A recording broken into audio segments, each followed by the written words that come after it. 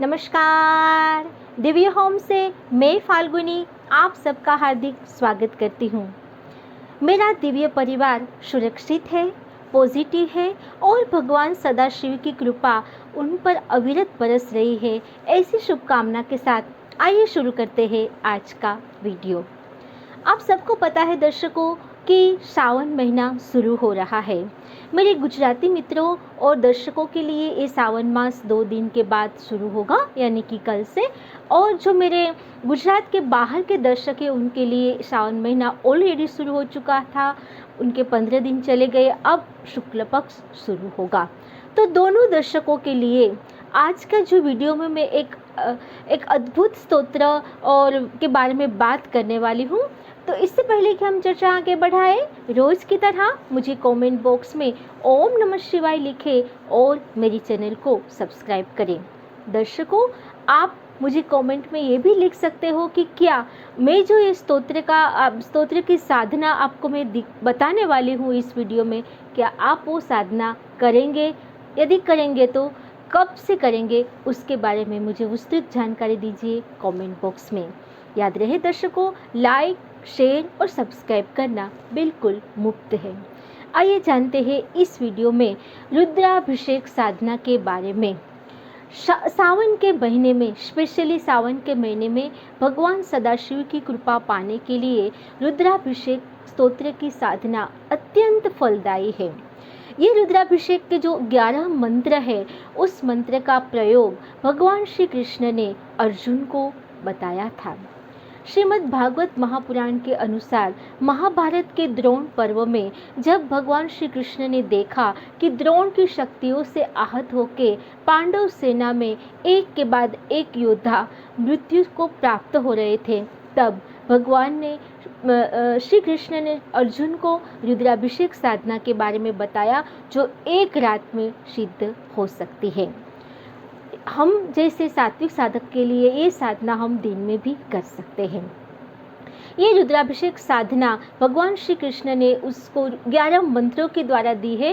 ये जो 11 मंत्र है जो मैं आपको अभी स्क्रीन पे ला रही हूँ, ये रुद्राभिषेक साधना की 11 मंत्र 11 बार किस तरह से करना है, इस वीडियो में हम इसकी चर्चा करेंगे। सबसे पहले तो ये रुद्राभिषेक साधना करने से हमारे कुछ नियम है जो भागवत महापुराण में भगवान श्री कृष्ण ने श्री अर्जुन को बताए थे। उस नियम में पूरे सावन मास में ब्रह्मचर्य का पालन करना, ब्रह्म मुहूर्त में सूर्योदय से पहले या शाम को सूर्यास्त के बाद आधे घंटे तक हम ये साधना कर सकते हैं। ये रुद्राभिषेक साधना अत्यंत सरल है। उनके मंत्र चाहे वो संस्कृत भाषा में होते हुए भी अत्यंत सरल है। उस साधना के कुछ नियम इस तरह से है। सबसे पहले तो हमें पूर्वाभिमुख होकर बैठना है। भगवान सदाशिव की यदि आपके घर में शिवलिंग है, कोई तस्वीर है, तो वो उनके सामने रख के उसकी विधि विधान से पूजा करके भी ये साधना कर सकते हैं। इसके बाद आपको ओम भूर्भुवस्सुवः मंत्र 1 बार बोलना है, मृत्युंजय महामंत्र 1 बार बोलना है।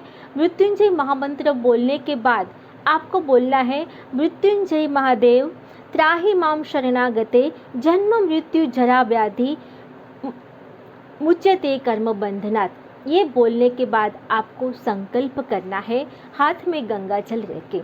आप संकल्प इस तरह से कर सकते हैं, अत्राध महामांगल्य प्रदे मासोत्तम मासे अमुक मासे अमुक पक्षे अमुक तिथे अमुक वासरे एवं गृहगण विशिष्टायाम शुभ पुण्य अर्थे तथा संकट निवारण अर्थे भगवान शांब सदाशिव प्रीत्यार्थे रुद्राभिषेक करिष्यामि।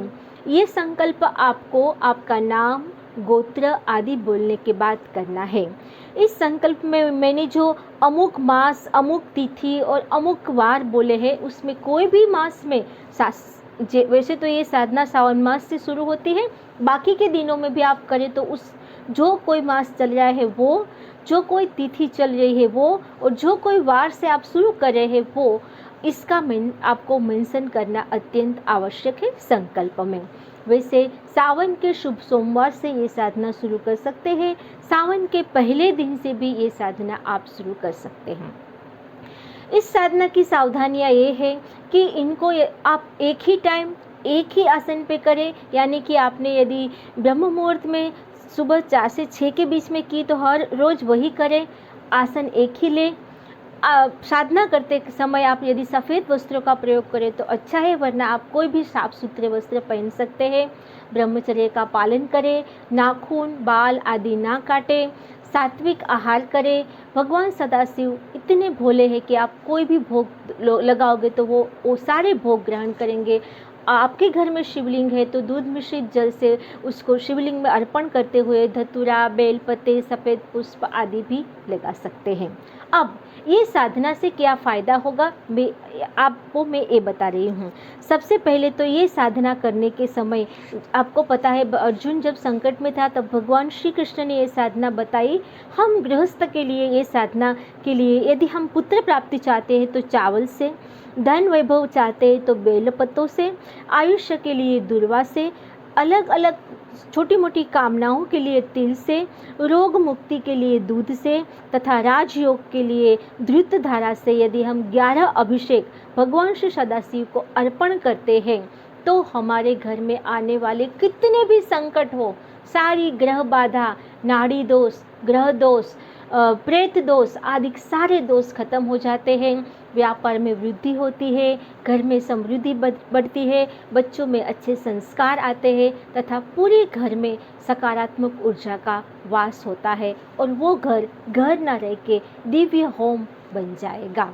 तो ये है रुद्राभिषेक साधना, बहुत ही सरल, कुछ भी इसमें ज़्यादा इधर उधर की बात नहीं है, बहुत ही सरल है। और क्योंकि भगवान श्री कृष्ण ने खुद अपने मुख से ये मंत्र बोले हैं तो इसका प्रभाव अनेक करोड़ों गुना बढ़ जाता है, क्योंकि हर और हरि दोनों एक ही है, ये हमारे शास्त्रों में प्रमाणित किया है।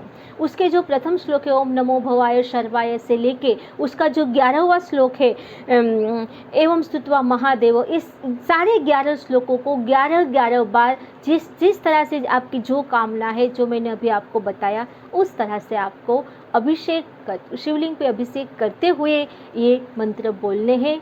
बहुत ही सुंदर, बहुत ही सरल साधना, आप सभी इसे कर सकते हो। स्त्री, पुरुष, कुंवारी कन्याएं आदि, विद्यार्थी, कोई अच्छी कामना वाले, राजकीय संकट वाले, अच्छे पद के अधिकारी, धनी, जो भी है वो इस साधना कर सकते हैं। सरल और सीधी साधना है। आप सभी इस साधना का लाभ उठाएं और ईश्वर की कृपा पाएं। देखते रहिए दिव्य होम। नमस्कार, धन्यवाद।